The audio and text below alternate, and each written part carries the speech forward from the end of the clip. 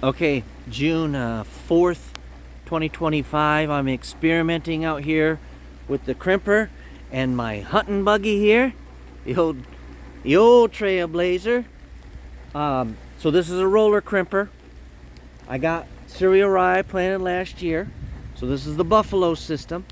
So what you do right here is I'm gonna unhook it, flip it over, and then pull it with the Trailblazer. That's gonna be the idea here. But so here's your cereal rye, and weight of the crimper does matter. I've been kind of Googling and searching this morning.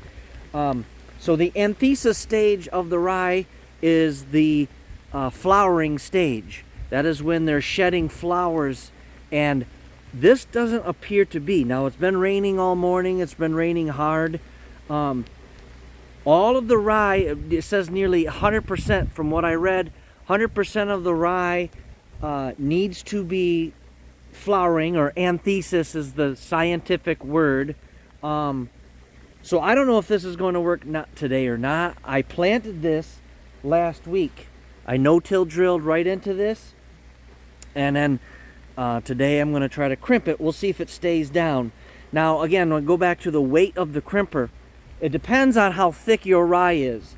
You can see this is not the thickest rye in the world. This is I'd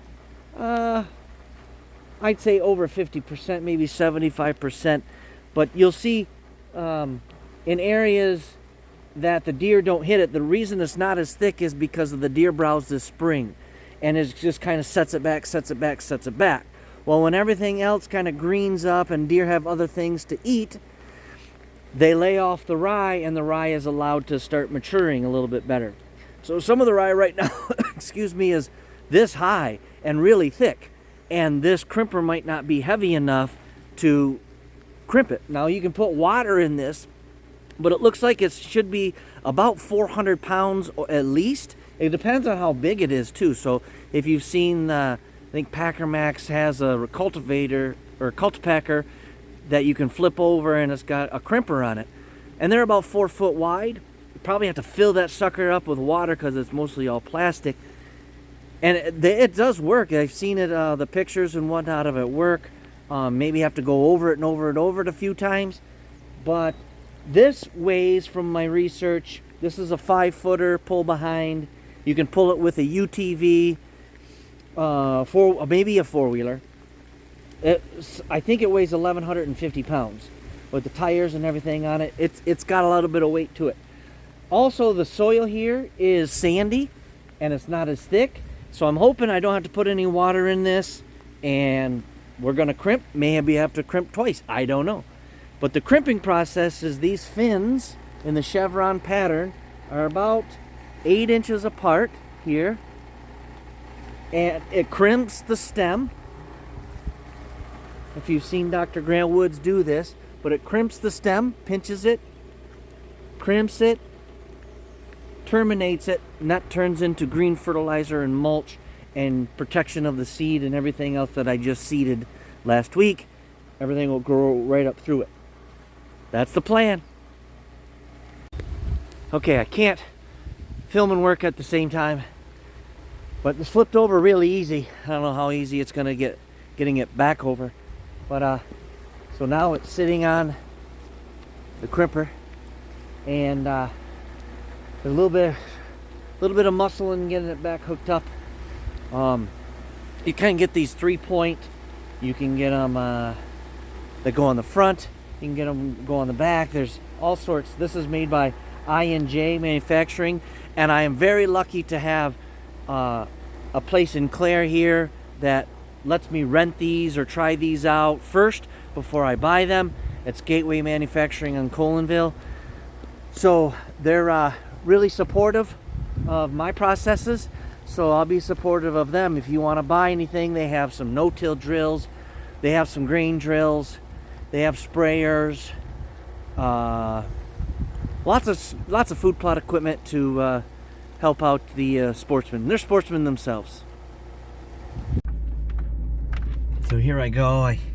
Again, I can't film and kind of show the process, so I'm just gonna make a few laps here and I'll get out and check it, show you.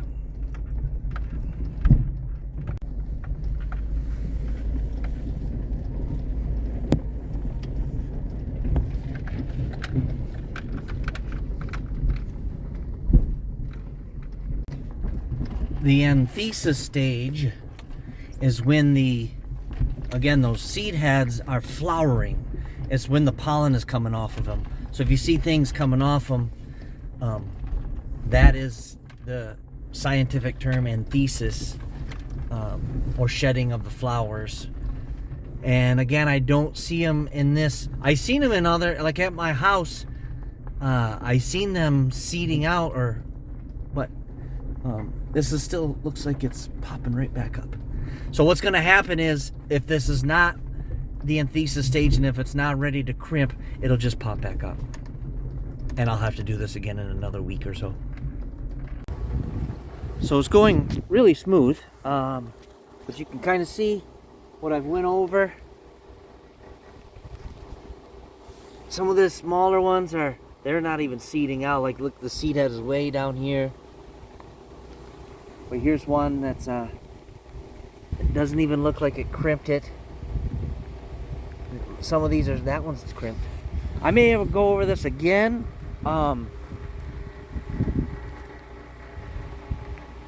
Again, it's not that thick, as you can kind of tell.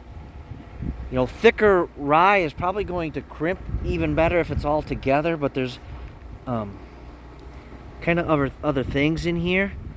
But the process, if you can get this all laid down and give it covered up, you'll have less weeds, because this rye will choke out the weeds. And right now you can see a lot of weeds in there. Let's see if I can find the plants that I seeded last week. Here's some seeds here. They're just starting to pop. Probably only had one rain since then. Today's rain will really help. And again, I may be a little early for this, or maybe it's not heavy enough. But that's why we're experimenting and out here trying this. It's very challenging for me to do this on other people's properties, because I can't babysit it all the time. I'm not here. I do have some trail cameras up on other people on these properties, but that doesn't mean I can really see what's going on. If I can see a seed head, flowering, no, I have to actually physically come out here and check these, and it gets challenging trying to get all these properties done in the time allowed, because crimping, you very short window. I probably only have maybe a week or two. However, if it does seed out and I do miss my dates that I can't crimp, I'll just mow it down and try not to hurt the new seeding that I have coming back up. What do you do? Okay, last post. I think it's working. I don't quite know, again, if the rye is exactly ready or not, and I'm not gonna get every little bit of this plot. Besides it being pretty thin, I'm driving a freaking car on food plots. So I mean, I'm just experimenting and trying out here to do the best and build topsoil and not keep spraying and working up. I haven't ran a rototiller in years. Mine is going to be for sale. I'm going to move this cage right now. This is a utilization cage for the new plots coming up. And I'm just going to check this in a little bit. Thanks for watching. God bless you all. Please share, like, comment. And if you're trying anything out there, give me some suggestions, because I'd love to hear them.